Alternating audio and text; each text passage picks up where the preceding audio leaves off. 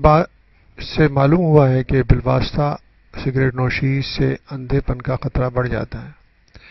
بالواسطہ cigarette نوشی کا مطلب یہ ہے کہ اگر آپ کسی ایسے ماحول میں رہ رہے ہیں کہ جہاں کوئی فرد سگریٹ اسموکنگ کرتا ہے اور اس کا دھواں انوائرمنٹ میں پھیل جاتا ہے اور وہ ہوا جس میں دھواں موجود ہے وہ آپ انہیل کر رہے ہیں، وہ سانس کے ذریعے آپ کے جسم میں جا رہا ہے، آپ کے پھیپھڑوں میں جا رہا ہے، تو اس کے خطرناک اثرات سے آپ بچ نہیں سکتے۔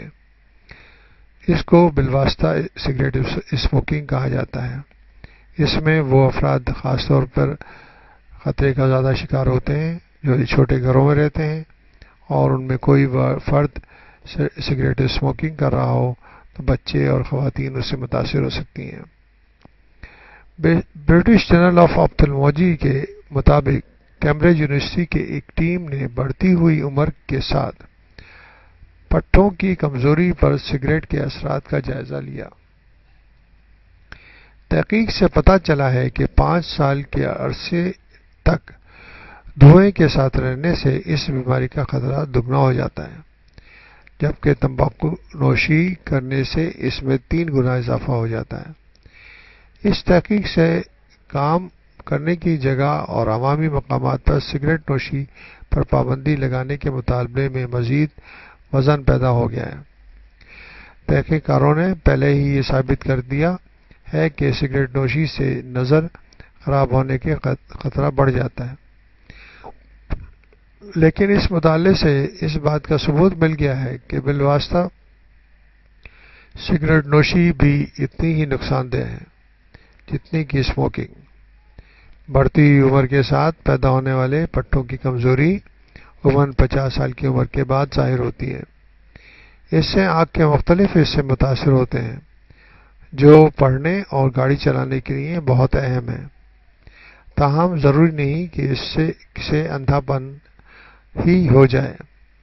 برطانیہ میں اس وقت تقریباً 5 لاکھ لوگ اس بیماری کا شکار ہیں۔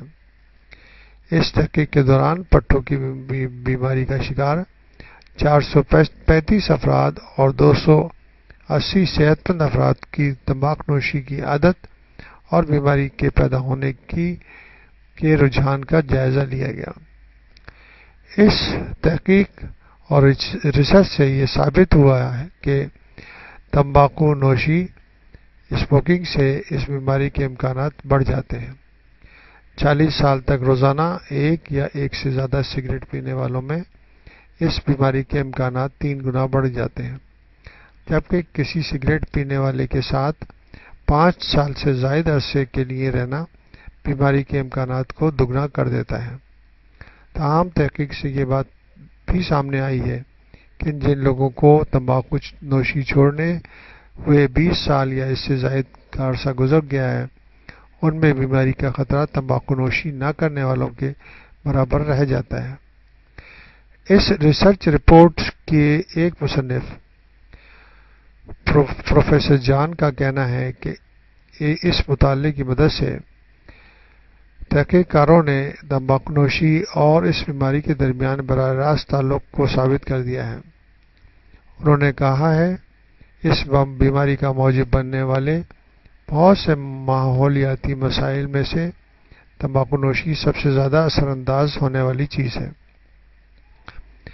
رائل انسٹیٹیوٹ آف بلائنڈز کے سربراہ انیتا لائٹ اسٹون کا کہنا ہے کہ یہ انتہائی اہم معلومات ہے اور ہمارے ادارے کے کام کی جگہوں اور عوامی مقامات پر سگریٹ نوشی پر پابندی کے مطالبے کے لیے مزید ثبوت فراہم کر رہی ہیں۔